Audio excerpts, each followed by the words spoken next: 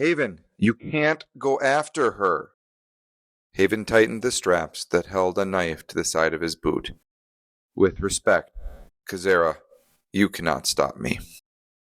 He looked up and saw more of the footprints faintly pressed into the sand leading into the desert. The wind was starting to pick up, and he knew he had only a little time before the desert reclaimed them and her.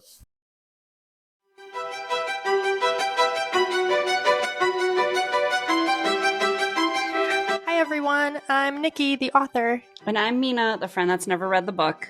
Welcome to Behind the Quill, the podcast that takes you on a behind-the-scenes journey into the minds of writers. Hosted by me, Nikki Willcome, and Mina Pro, this show dives deep into the creative process, revealing the stories, struggles, and secrets behind the pages. Whether you're a writer yourself, a book lover, or just curious of how stories come to life, join Nikki and myself, Mina Pro, as we chat with authors, share experiences, and explore everything that goes into making magic with words. In every episode, we'll be pulling back the curtain to reveal the highs, lows, and plot twists of the writing life. From the spark of inspiration to the final draft, no part of the process is off limits. So grab your favorite pen, a cup of tea, and get ready for an intimate and candid look at what happens behind the quill.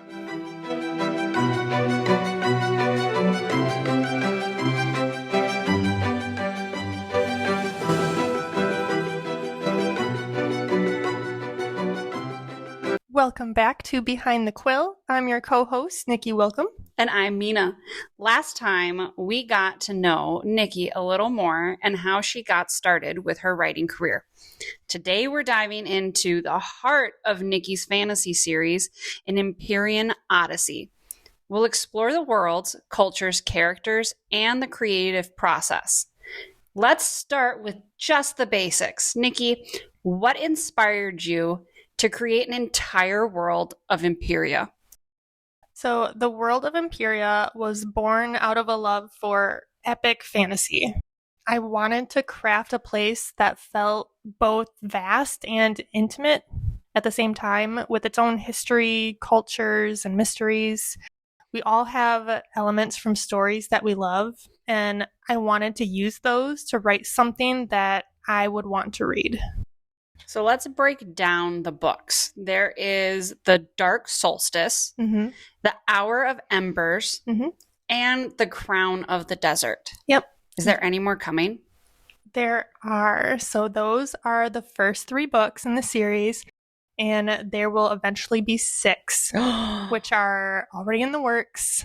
Book 4 is almost done. So many books. So for the first one, the Dark Solstice, can you tell us what that one is kind of about?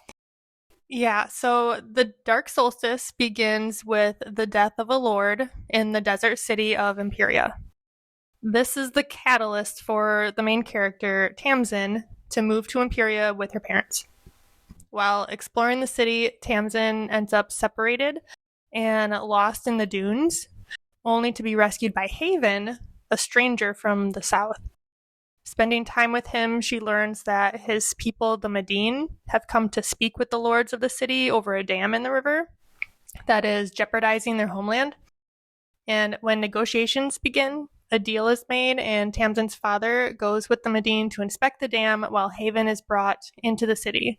As he watches over her, they become closer, but the dangers around them begin to grow, and secrets start to emerge that will change everything going forward. Ooh. Dun, dun, dun. Dun, dun, dun. Sounds really interesting. And what about the Hour of Embers? Okay, so spoilers ahead now. You've been warned, but the Hour of Embers picks up almost right where we left off in book 1, and now we're starting to branch off into the different realms. So Tamsin is on her way to recruit help from the Medine in the marshlands. Amelia is on her way to the cities, and Gia is in Empyria. And Haven is in the Ravine of Bones. So there's a lot already going on at the start of this book. Whereas in the first book, we had all these characters together in the same place. Now they're all being forced down separate paths. As Cornelius Savine tightens his hold on Empyria, Gia, who became Tamsin's closest friend in Empyria in the first book, is going to find herself caught up in a growing rebellion. And this is something she isn't necessarily wanting to do right away. Not until it becomes personal, anyways. I won't say what happens, but protecting her father is very important to her. And then for Amelia, who was pretending to be Tamsin at the end of the last book, is on her way to the cities and is definitely going to be facing some consequences for that.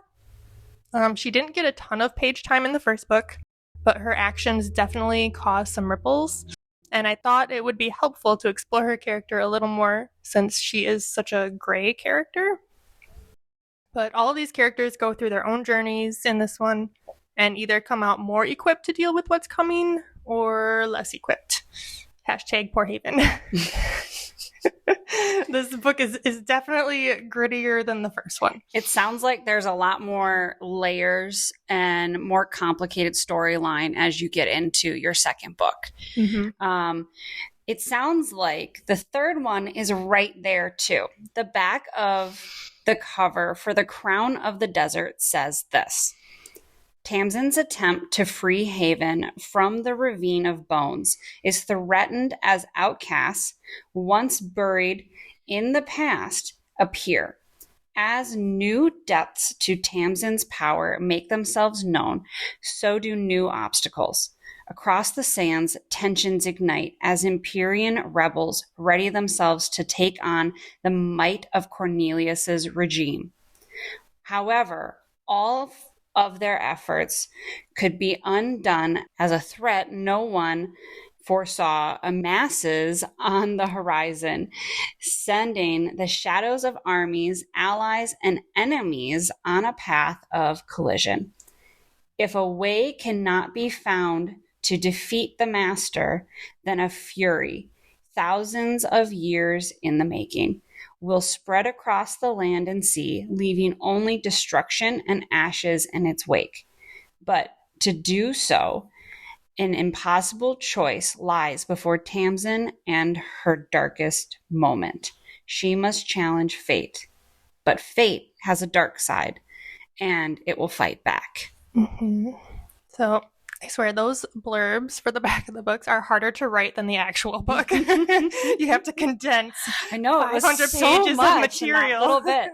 So how does this one compare to the first two? So The Crown of the Desert is a culmination of a lot of what's happened already. Worlds are going to start colliding, and all the major characters have gone through something by this point. And it's these challenges that they face that make these epic events about to happen that much bigger and that much more satisfying.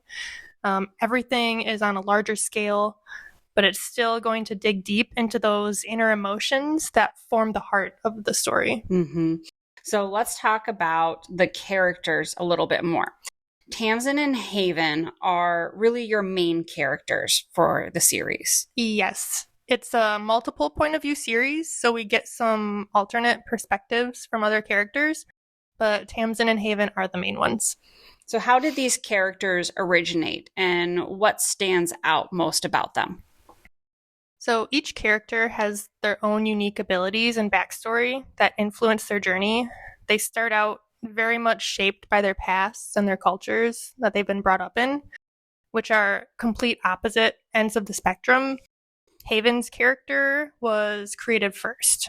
The idea of this watcher figure really intrigued me, and creating him really felt like unraveling a mystery. So that's how I wanted his story to play out. So would you say that Haven, his character, mostly influenced your creation of Tamsin? Yes, they definitely played off each other back and forth because, like I said, they do come from completely different cultures. So it was interesting getting to see how they interact with each other. So as Tamsin finds out more about him, it starts to slowly open up from his point of view. Haven's anti-search for redemption is central to his arc in the story and the plot overall because it really influences a lot of his decisions. And I say like anti-search because it's not something he believes he deserves. this theory of, or this idea of redemption for him. And Tamsin came after that, and she was kind of a tricky one to find footing with at first, but I knew I wanted their relationship to be a central piece of the story, because in a lot of epic fantasy or adventure fantasy, that's not romance, which is really popular nowadays, but it's usually the quest that takes center stage, and I wanted to keep the relationship at the heart of it. So Tamsin comes from this Regency era-esque society where women have more social power than they do actual political power, which is the opposite of Haven's culture. So part of finding Tamsin's voice in the story is actually her finding her voice in this male-dominated society. Haven, I think, initially opens her eyes to this, but as the story progresses, Tamsin really starts to own her convictions and fight for them. That's fascinating. So how do you go about developing such complex characters and relationships between them? So it starts with figuring out their motivations, their strengths and weaknesses. I spend a lot of time fleshing out their backstories and how their experiences shape their decisions. Dialogue is also key. It reveals a lot about a character's personality and growth, I think. So what personality would you give Tamsin?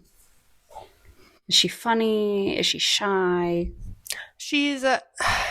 She's adventurous, but because she comes from this male-dominated society, like, she has been raised to be quiet. Seen, not heard. Yes, exactly. So what would you then give Haven for his personality?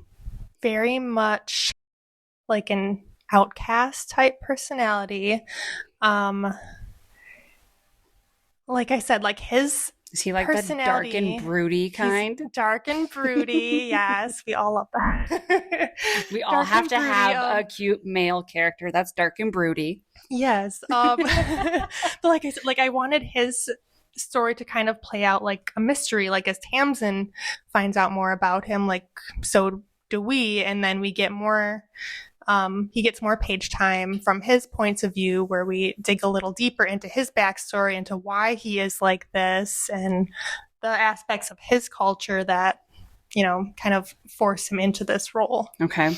So you said that this is a multiple point of view story. Why did you go with that route instead of a single point of view story? Because I really like the idea of getting to flesh out some of these other characters. Getting inside their heads and understanding what their motivations were, especially some of the more villainous characters. And I have a few in here. It's fun and interesting getting to dig into their side of things. Like Amelia, for example, she has a rocky start in the books and clashes with our main characters a little bit, but she's not a classic villainous character. She definitely struggles with morality and makes some questionable choices. But that was part of the fun of writing her arc in the story, because her arc is more like a wave with ups and downs, and you're not quite sure where she's going to end up. Those are some of the best villains, where you're not sure if you like them or feel bad for them. Yes. Because it's like they're a villain, not by choice. Mm-hmm. Or they are made out to be the villain because they think they're doing good. Those are always the best villains. Yes, I agree. And with Amelia too, like, a lot of these characters are a product of the way they've been raised or the culture they've been brought up in. And with Amelia, a lot of it is this like rebellious attitude for her. That's her personality, definitely. And I knew going forward with the rest of the books, I was going to send some of these characters, like Amelia, to other parts of the world, and I would need their point of view to understand what was happening elsewhere while still following our main characters. Because all these different characters with their own agendas are going to collide with each other at different times, and sometimes in really epic ways. And I didn't want something epic to come out of nowhere. Mm-hmm. So how did you make sure each region or realm really was unique in its own culture? It's all about the details. I think each region has its own traditions, languages, and societal structures. For example, in the marshlands, nature and magic and mythology are deeply intertwined, influencing everything from the structure of their society to their spiritual beliefs. In contrast, Jelsai in the cities is a place more focused on diplomacy and social standing. So, are there any unique customs or traditions that you created specifically for your societies? Ooh, yes. One of my favorites that I created was for the Medine. So every 3 years, the different tribes all come together in the marshlands for something called the capoeira, the duels. And here, different members of the tribes can duel each other to gain status within their tribe. But there's a lot more going on with these duels, and a lot of things can change, including some shifts in power, which definitely do happen in book 2. We're definitely going to be going deeper into this topic in some upcoming episodes. But just briefly, what was your approach to world building and character development?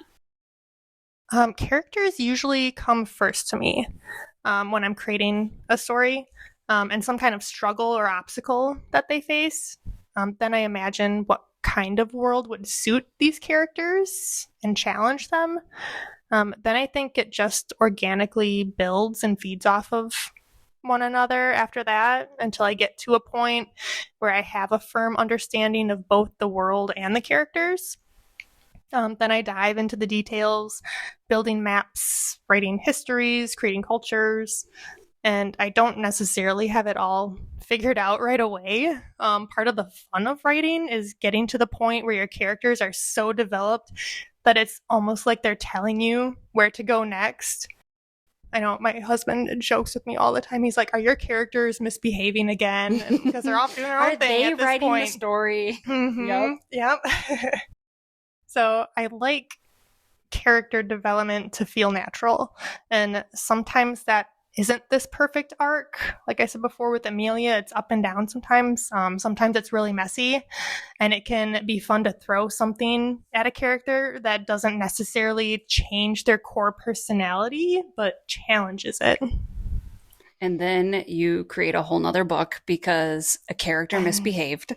And it just keeps going. Like this series was originally only supposed to be 3 books. And now it's going to be 6. And yep, now it's going to be 6. Do you ever encounter writer's block during this whole process? And how would you overcome it if you did hit writer's block? Absolutely. I believe writer's block is a very real thing.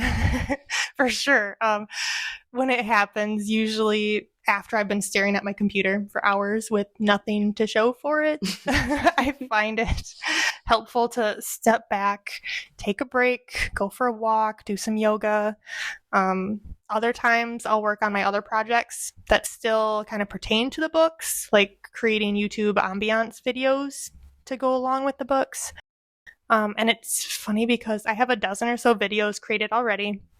And if I get stuck writing, I'll throw on one of those videos to help me get back into that headspace. That's really great advice for other writers, too, to still use things that keep them on track, but push them in a slightly different creative direction for a little bit.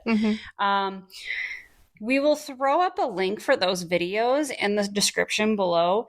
But before we wrap up, can you give our listeners a sneak peek into what they can expect from the next installments of An Empyrian Odyssey? So book 4. Okay. So without giving too much away, I can say that the next book will delve even deeper into the mysteries of the sun curse that plagues the Watchers.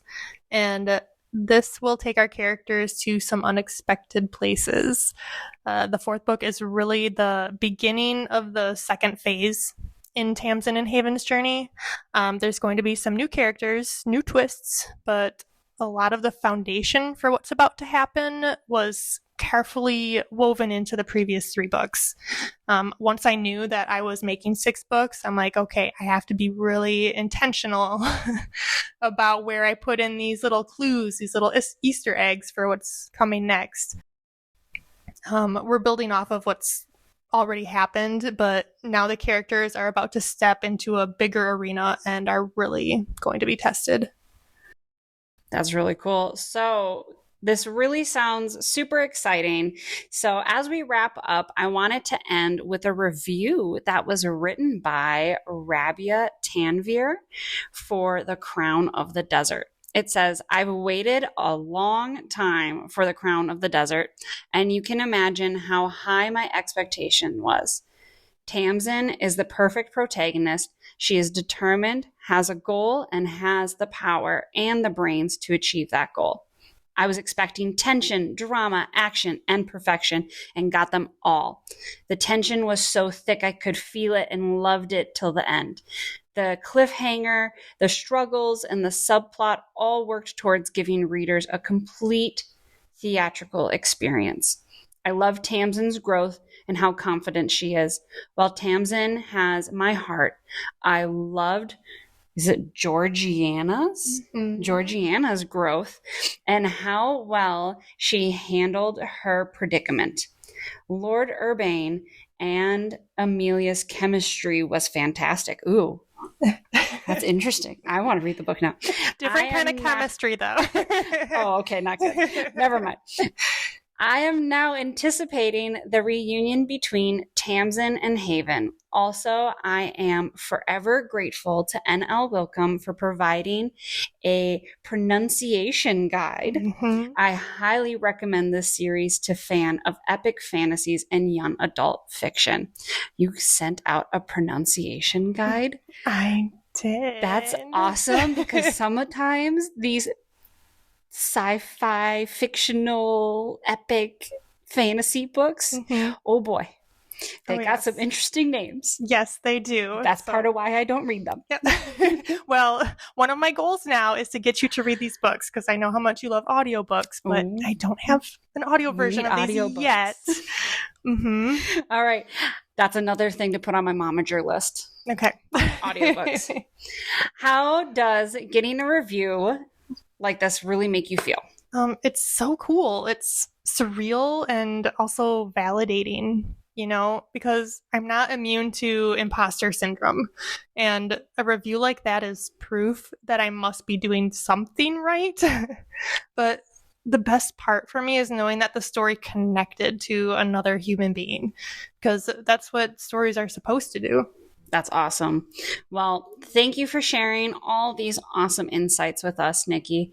This has been fantastic to dive into the world of Empyria. Oh, thank you, Mina. And thanks to all our listeners. Join us next time on Behind the Quill for more behind-the-scenes looks into an Empyrian Odyssey, where we'll go deeper into world building.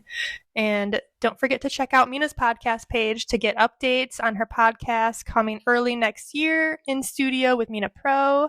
So have a great week, everyone. Bye. Bye.